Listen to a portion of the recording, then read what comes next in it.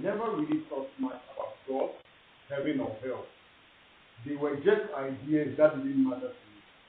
I lived my life thinking maybe something existed, but I never wasted time worrying about it. My days were simple: school, social media, and hanging out with friends. I never thought about what would happen after life until that day. This is a story from our sister Rachel from Ohio. Let's get into the story. But before we get into the story, I want to know where you are listening from. I want us to build a network of friends and family across the world. So let me know in the comment section where you are listening to me from. Let's get into the story.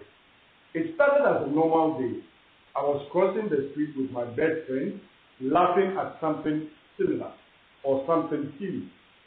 Then everything happened too fast. A loud horn, scream, and then an impact. My body was thrown backwards, but strangely, I felt no pain. There was only silence. Then I saw it, my body lying motionless on the road. My friend was kneeling beside me, crying my name. People ran around in panic, but I was no longer there. I was floating above, watching it all. That's when I realized I was dead. Panic filled me. I tried to scream, to move, but I had no voice, nobody. I was just there. Suddenly, an invisible force pulled me back. I thought I was going to heaven, into the light, but that's not what happened. Darkness swallowed me. It wasn't just any darkness. It was thick, suffocating, like it was alive.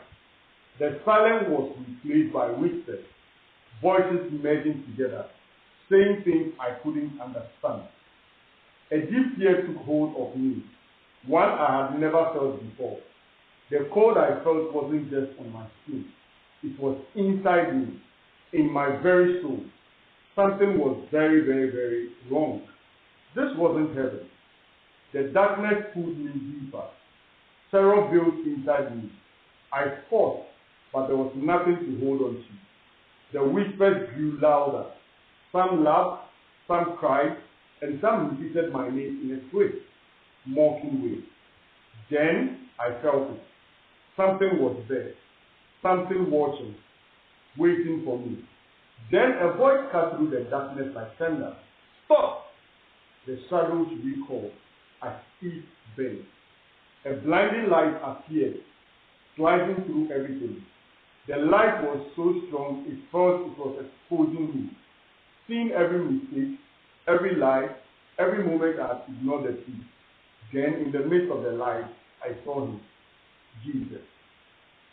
I didn't need anyone to tell me it was him.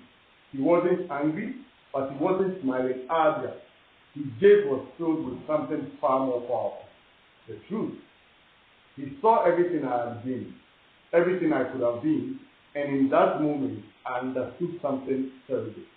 My life had been a choice, and I had chosen wrong. I wanted to speak, to ask why this was happening, to beg for another chance. But in his presence, there were no excuses, no arguments, just truth. Then the vision came. My life lay like a movie before me, but the pain of every moment was real. I saw myself laughing at people who believed in God. I saw myself ignoring other people's pain because I didn't want to get involved. I saw all the chances I had to change. The moment I felt something missing inside me but chose to ignore it. Then the vision changed it. It wasn't my past anymore. It was the future. The world was in chaos. Darkness covered the sky. Streets burned and people ran in terror. Shadowy figures moved among them, leading them somewhere. But instead of running away, people followed willingly, as if hypnotized, walking straight into destruction. Jesus' voice came again, firm and final. This is what is coming. A shiver ran through me. I knew it wasn't just a vision, it was a warning. Before I could react, I was pulled down, falling endlessly. The heat grew unbearable, And then came the smell, rotten flesh, decay, something unnatural. Terror overwhelmed me, and then I landed. I was in hell. Flames burned everywhere, but they didn't consume. It tortured. Screams filled the air. Screams of pain, regret, and despair. Then I saw faces, people I knew, classmates, acquaintances, people I passed by without a second thought, and there they were suffering. One of them was a close friend. The look he gave me was something I'll never forget. It was the look of someone who realized too late that he would never leave that place. I tried to run, but there was nowhere to go. The worst part, the crashing sincerity that there was no hope, no escape, no end to the suffering. I screamed with all my strength, begging for someone, anyone, to get me out. And then a firm hand grabbed my waist. Jesus spoke again. You cannot help them now. And just like that, I was pulled out. The heat, the scream, the despair, all gone. I was back before him, trembling. He looked at me with sadness in his eyes and said, people choose this fate by rejecting me. Those words hit me harder than anything else. People choose this? I wanted to scream, but that wasn't fair. That no one would choose hell. But deep down, I knew the truth. I had ignored every sign, and I wasn't the only one. Then I saw the gate of heaven, brilliant, peaceful. But as people approached, many were pulled back. They screamed, calling his name, begging to enter. But the gate did not open for them. Jesus looked at me and said, not everyone who calls me Lord truly belongs to me. I saw the book of life with names written in it. Some names vanished before my eyes. People who once followed God but turned away. People who thought they were saved but had never truly given their hearts to Him. Then a mighty angel appeared before me and spoke. The time is near. Judgment is coming. Many will be lost. Jesus said to me, you must tell them.